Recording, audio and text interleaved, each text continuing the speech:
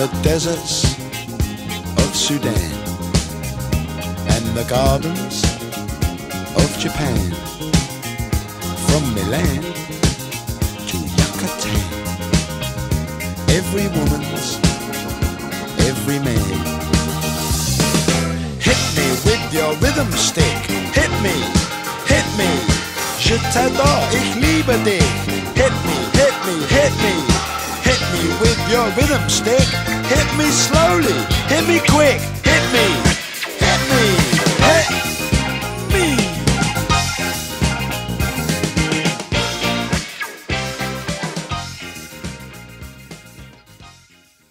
Welcome to the Friends of Dan Music Podcast. I'm Dan Miles. I'll explain the significance of that opening music in a minute, but first I want to introduce my guest today. He's an accomplished author who's written many books on a variety of topics. Just enter his name at Amazon.com and you'll see what I mean. We're going to be focusing on one of those books today. He's also an experienced podcaster in his own right, and we're going to be talking about that as well. Joining me on the Skype from Chicago, Illinois, is Richard Buskin. Welcome. Hi. Pleased to be here with the English accent. Well, as people know, I co-host another show with Olivia Dabo, so English accents don't throw me anymore, if they ever did. So the name of the book we're going to be talking about is Classic Tracks, The Real Stories Behind 68 Seminal Recordings. But before we get to that, along with past guest of the show, Robert Rodriguez, you co-created the Something About the Beatles podcast back in 2013. Then in 2017, you co-created another great show called Swinging Through the 60s.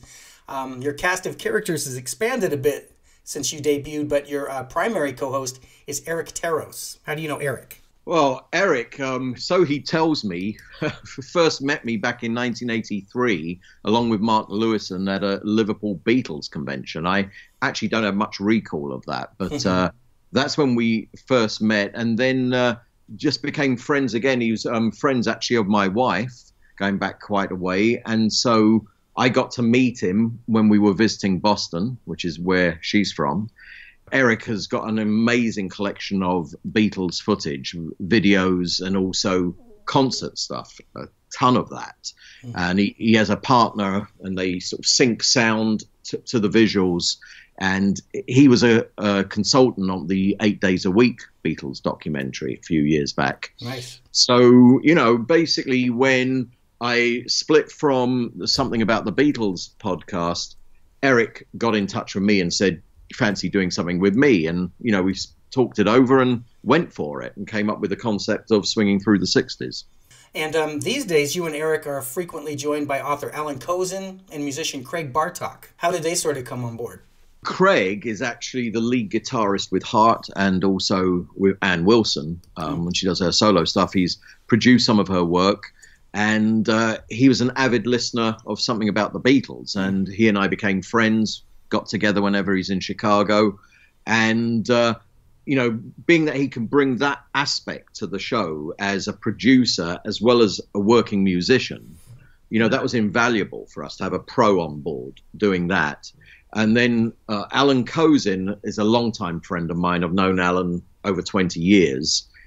He worked for the New York Times for much longer than that, as a classical music critic and Beatles critic, which is interesting in and of itself. And so he could bring the sort of the music historian aspect to it, as well as being a musicologist. So having those two guys, in addition to what Eric brings to it as a film documentarian and my own knowledge of the Beatles, it kind of makes it all encompassing. It covers a lot of bases, and you guys are very civil. You take turns well. Yeah, it's great because there's, you know, no egos going on. Everyone's got their own careers. No one feels any need to prove themselves.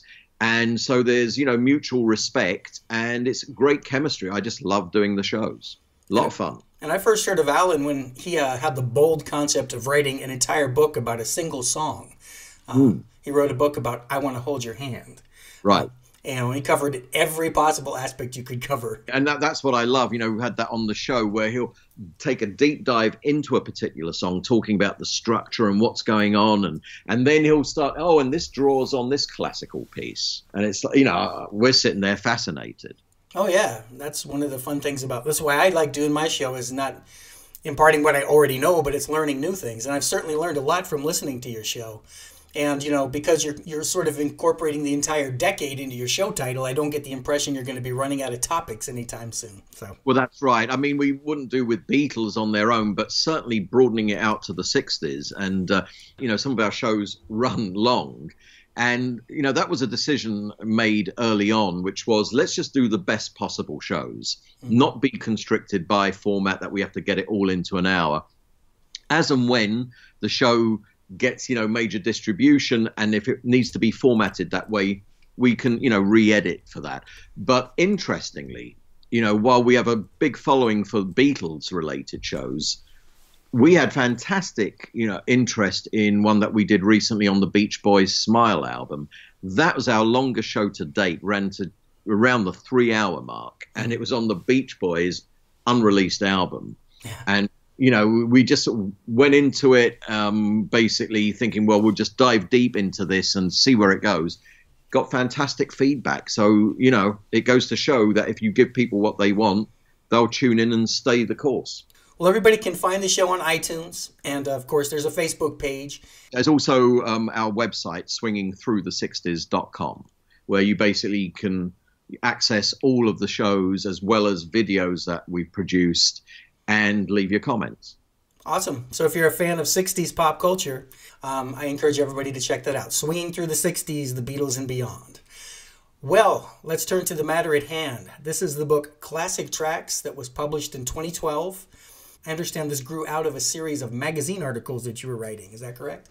That's correct. Yeah. I mean, for many years, before I became a full-time author, I was a freelance journalist, and I sort of specialized in music industry and film, did a lot of record producer, engineer and artist interviews for a variety of magazines. And I would often syndicate my articles back in the day, back in sort of the heyday of the 80s and early 90s.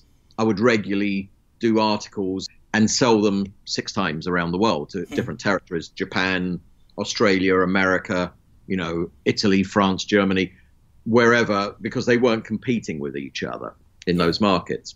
Back in the mid-80s, I was writing for quite a few pro-audio magazines, industry magazines, and I started a series then called Tracks, where I would interview a producer or an engineer of a current recording, something that they were in the studio right now doing, and we would publish upon release. And in those interviews, I would literally have them take out the track sheet, you know, 48-track recording, whatever, and how did you record this? How did you put this together? So it was a fairly technical article. 20 years later, I found myself interviewing a lot of those same people about the same songs when I started a series called Classic Tracks, Look Back. And I did that for Sound on Sound magazine in the UK, which also published in the US, and for a number of magazines around the world. And so, yeah, I had like about 200 of those. And so at some point, publisher in the UK approached me and said, how about, you know, turning some of them into a book? And so I gave them the full list. They cherry picked, came up with a list of 68. Don't ask me why. I think that had to do with book design and how many they could feature in there. And they did a beautiful job with it, you know, a sort of beautiful high quality book with great photos, had a good photo budget for that book. And so I was very pleased with the end product. And I did do some fresh interviews for the book as well. I didn't just sort of take these articles and put them in the book. I rewrote everything because those were written for the magazines. And now I sort of rewrote everything and separated out the technical stuff. So there's a separate box in each chapter for each song where you can get into the technical stuff if you want to, or leave it alone if you don't. And, you know, it's mainly based on the anecdotes of what went on in the studio at that time. Well, what's so good about the book and what separates it from maybe somebody else trying to do something like this is the fact that you did personally interview somebody who was directly related to all the recordings. It wasn't something second or third hand or like apocryphal or a rumor. Occasionally you spoke to the artists themselves, but more often than not, it was a producer and an engineer. That's actually better in a case like this because they're more likely to have specifics and, like you said, track sheets and documents, and they're probably more eager to talk about it since engineers usually don't get the degree of media attention, obviously, that an artist does. I know I have a friend who does a Star Trek podcast, and you would think they'd want to get, Leonard Nimoy or James Doohan or a star of the show, but they like to get the technical people because a star of the show, they just learn their own lines, go do their own bit, and move on. They don't really know what's happening with the lights and the, and anything else, the special effects or anything. So right, when I even did a book on the films of Marilyn Monroe, a book called Blonde Heat, the sizzling screen career of Marilyn Monroe, and I did the interviews and research for that in the 90s. It was published in, I think, 2001. And while I did get to interview some of the big names, sort of Jack Lemmon and Billy Wilder and Tony Curtis, Ginger Rogers, people like that, some of the most fascinating interviews were with the extras and the technical crew, who, as you say, don't often get to tell their stories, and their memories are often sharper. Yeah. Because they're not the stars with a million stories to tell necessarily. And it's all about the passion. It's not about the celebrity. So it's the same with the Classic Tracks book. The engineers and the producers, it's all about the work. It's not about the red carpet or anything like that. Absolutely. Yeah, well said. And of the 68 recordings that you cover in the book, just personally, I was familiar with 45 of them. Then Wow. There was another 16 where I was familiar with the artist, but I didn't know the particular song. And then for 7 of them, I was unfamiliar with the artist and the song, which was the case for the tune I opened this with, Hit Me With Your Rhythm Stick by Ian Dury and the Blockheads. I found that to be a pretty hilarious recording, and I wouldn't have known about it without your book, so thanks for that. Okay, yeah, that was a big hit in the UK back in, the late 70s, I think, was it 79? And it wasn't a hit over here in the US? Never heard of it. Oh. Well, what was your criteria, for seminal? That's a good question. So, it goes all the way back. We have, interviews with Sam Phillips in the book, Sun Records, and Phil Spector's engineer, Larry Levine. Some of, major recordings or major artists, at a sort of critical point of their career.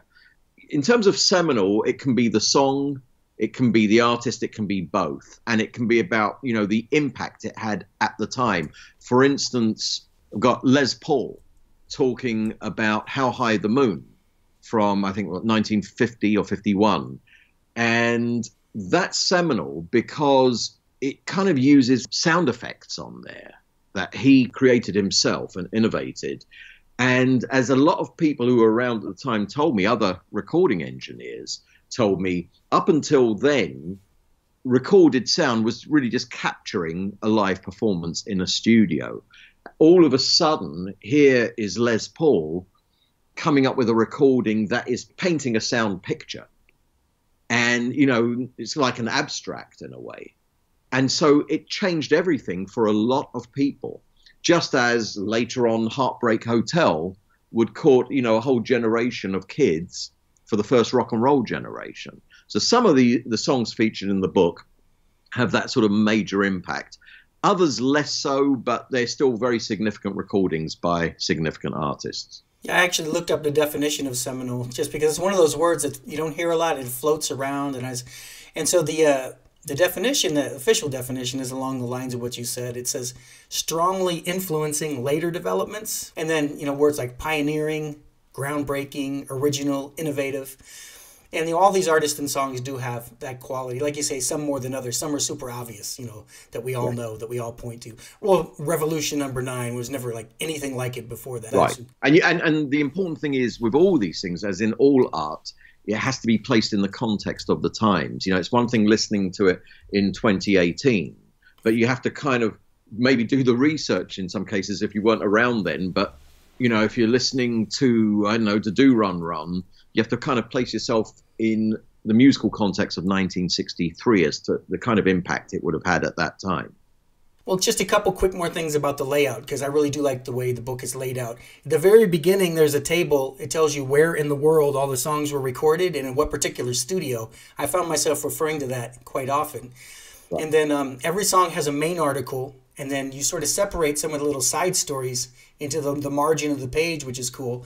And then there's the text section, which is really where the engineers come in handy, like we're talking about. When you talk about the minute details of the recording, what microphones were used, how the instruments were positioned, etc. To the so-called layman, that might not be interesting, but, you know, I know a lot of recording engineers, and they're probably like, oh, how was it done on that particular song? I want to try that, you know, try and replicate the techniques. And so I appreciate the format, especially because there's so much variety to the different music.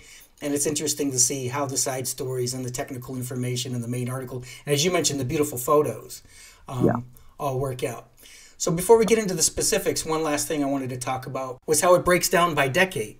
You start out with 3 recordings from the 1950s, only 8 from the 60s, which is a little surprising considering your swinging reputation, 24 songs from the 70s, and 25 from the 80s. So, you know, those 2 decades comprise the majority of the book, and then there are 8 more recordings from the 90s through the book's publication in 2012. You also indicate the US and UK chart positions of the songs. You know, some of these were huge commercial hits, #1 in 19 countries. Others, as we've said, were more artistic triumphs and more innovative than particularly commercial. And often, as we know, those are the most interesting recordings.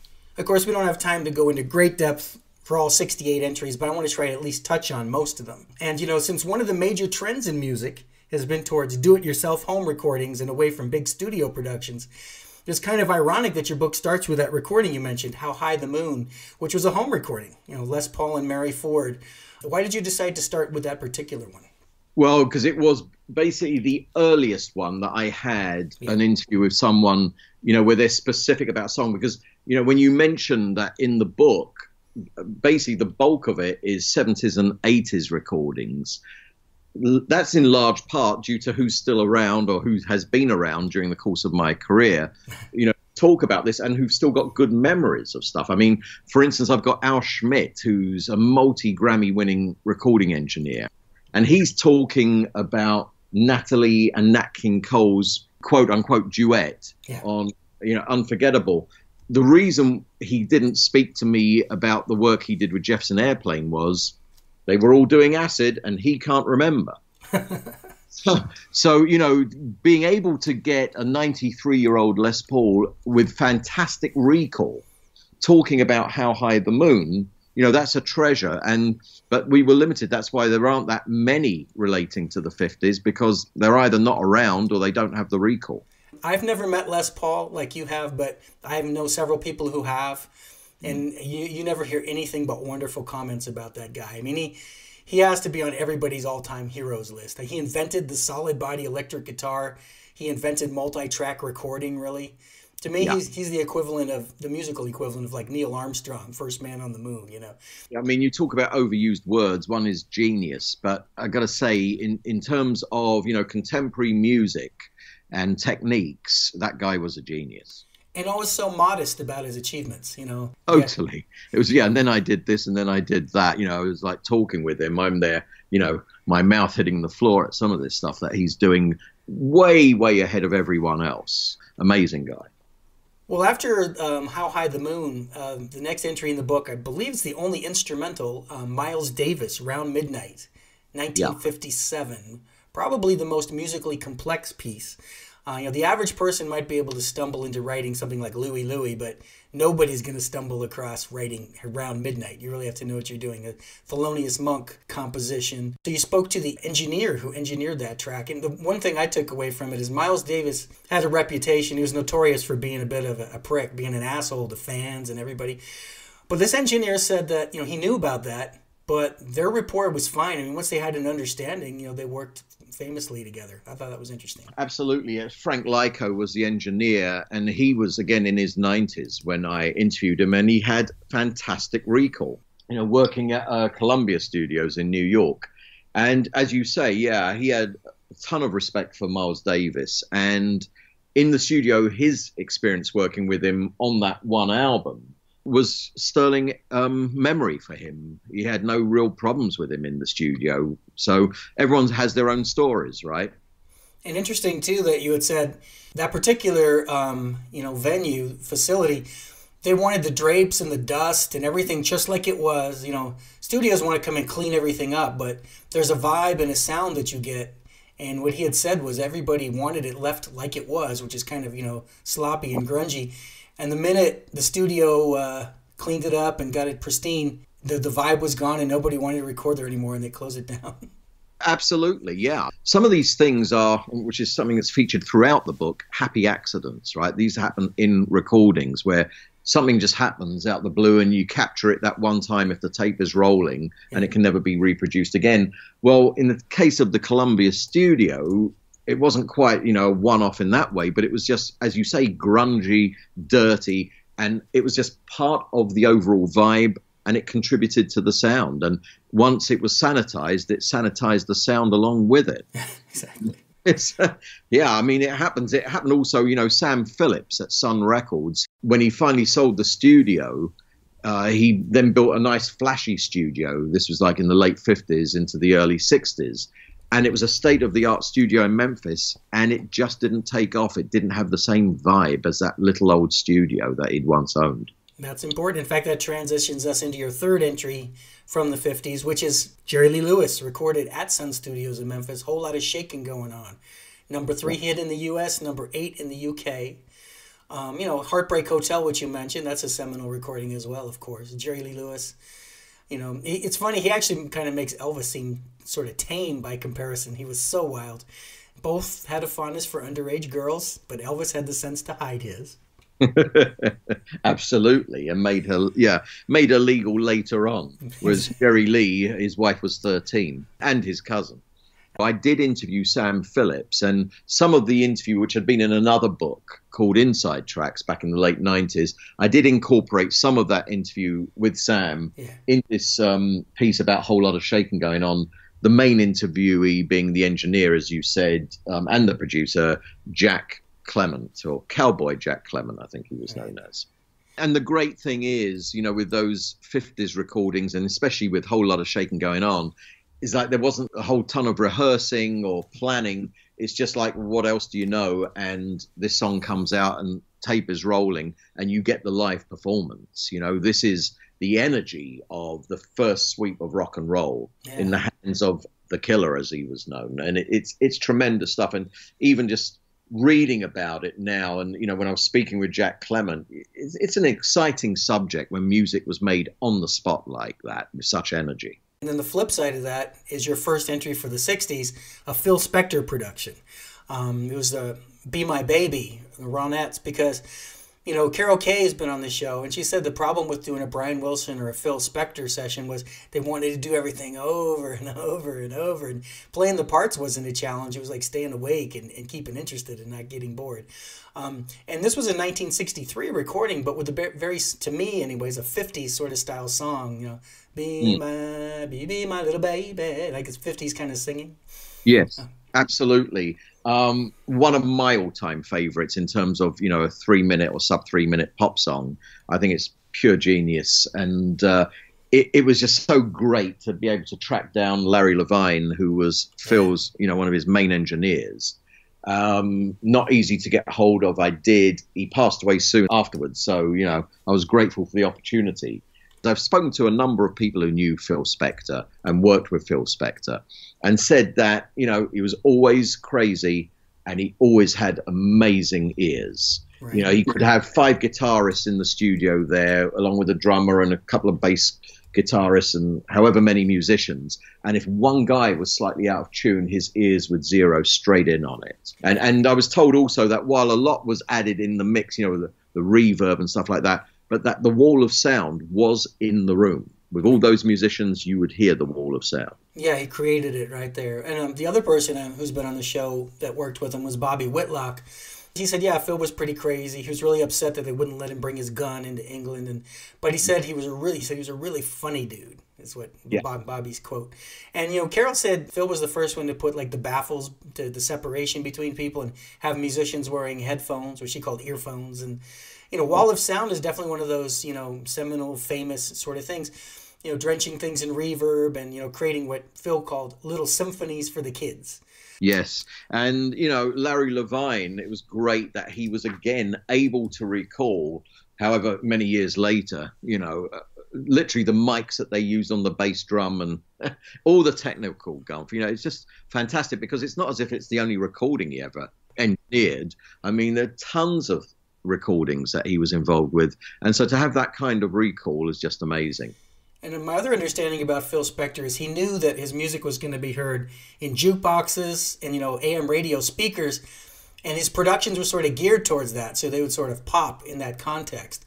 Just like today, a lot of people sadly mix for computer speakers because they know that's how a lot of people are going to hear things. And one of the tidbits that I really liked in your book was that in this song, it was 3 minutes 46, and everybody said, well, you got to edit it shorter, DJs won't play it. So instead of editing it down, he just had them print 3:05 on the label. Yeah. So, he figured he would trick him into thinking it was shorter than it was, and it worked. Absolutely, yeah. That's why, when his box set came out back in the 90s, it was called Back to Mono. He mixed for mono. And, I've heard stereo versions of a lot of these tracks, and often I'll go for the stereo for the wider sound. And it just doesn't sound good. His stuff does sound better in mono until you go into the 70s and a song like What Is Life, where you've got a Beatle in a full stereo wall of sound, which is magnificent. But for this earlier stuff, stick to the mono. Yeah, definitely. And Larry's tech info, was extremely detailed. He tells you exactly how the backing tracks were recorded, right down to the specific microphones used, the board settings, and all that kind of stuff, which is what makes your book different. You get the fun stories about, misprinting the label, and you also get the tech info, and you formatted it so you can choose which you want to read. So exactly, yeah. If the tech info is not your thing and it bores you, you can completely bypass it because it's boxed on its own. Yeah, and if you wrote a book that was only that, we got, 26 people going to buy it? No, I'm just kidding. But exactly. My relatives. Well, after that, we have definitely an influential recording, The Kinks, You Really Got Me, 1964. I think this is the first situation in the book where the artist is also the writer. The previous ones, it was an artist doing someone else's material. Now we're talking British Invasion, #1 in the UK, #7 in the US. There's this legend that Jimmy Page plays the guitar on that song, and you sort of settle that in your book. No, he did not. He played on that album, but he didn't play on that track. But John Lord from Deep Purple did play on You Really Got Me. So there you go. Right, absolutely. And the person I interviewed was the producer-engineer Shel Talmy, who, concurrent with working with the Kinks, was working with the Who. Yeah. And this guy, American engineer who hadn't really had much of a career yet at all when he decided to move to the UK in '63. And boy, was his timing great. He came in just at the right time. And he brought this American sensibility that, groups like the Kinks loved. They coveted that. Well, it's funny because, distorted guitar sounds weren't really in vogue yet. The guitar sound on that was really the result of amplifier abuse. They deliberately punctured the speaker, attacked it with razor blades and knitting needles, to make it sound like that's kind of funny. And when you hear it, it's tame distortion by today's standards, but it definitely is different than any other guitar sounds you've heard at the time. Oh, it's proto-punk, right? Or heavy metal. That's what it's been called, the sort of blueprint for heavy metal sounds, without a doubt. But again, it's a kind of a happy accident. It's not like he punctured the speaker with knitting needles, knowing exactly what sound it was going to produce. And it reminds me of when, years ago I interviewed Sam Phillips, and it was about the song Rocket 88, Jackie Brenston, which was really Ike Turner's band. Right. And again, there was a speaker that was broken, and it gives a distorted sound, but it adds to the sound. Another happy accident. Another thing from that Kinks entry I appreciated that shows you mentioned at the beginning, is the context of the time. These days, you expect to go in the studio and, someone like U2 will take like years to do an album. But he said, back in those days, you didn't mess around. You went in and you got it done, because the reality was, if you spent a lot of time in the studio, what that meant to everybody was that you were a bad band. I think his words was a really shitty band. You couldn't play. If you had to go in there and spend a lot of time in the studio, you weren't any good.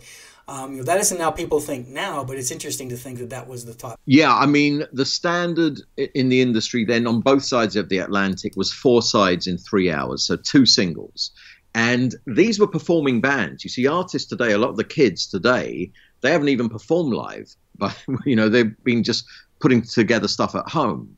So these artists knew the material. That's why the Beatles did their first album, Please Please Me, in one day, 17-hour day, because it was their live set, basically. Exactly. And it's the same with the Kinks. I remember Mickey Most telling me with the Animals, House of the Rising Sun, set aside something like, a 3-hour session to capture that. They got it in the first take. So the rest of the session, they did their first album.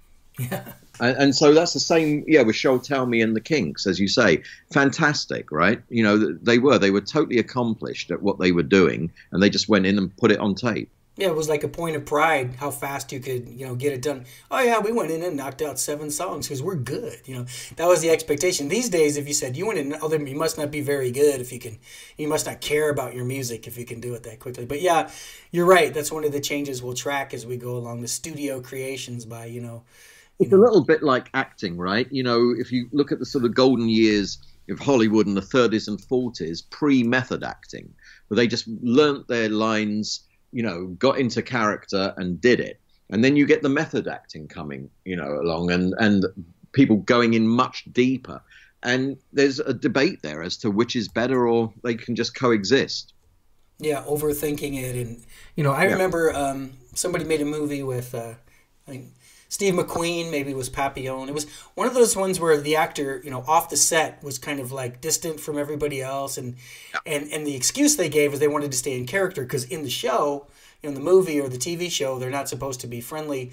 Even Robert Evans, when he was on Star Trek playing Charlie X, he did that. It helped him stay in character to not be friendly with anybody. And everybody else thought, it's called acting, They say action and you act, and then they say cut and you don't.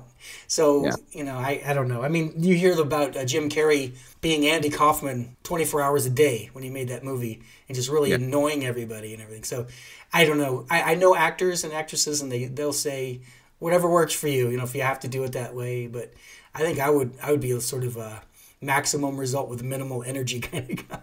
Yeah, so I mean, there's a parallel to that in the music industry, right? And that's what I was sort of alluding to, is that in the mid-'60s, the first half of the '60s, it's still this 4 sides in 3 hours and, go in there and record your album. And when we get to like Revolver and the Beach Boys' Pet Sounds in 1966, that starts to change everything. And by the time of Sgt. Pepper and that becoming the phenomenon that it did, now everyone's recording their rock operas. And so it just changed the whole business. It did.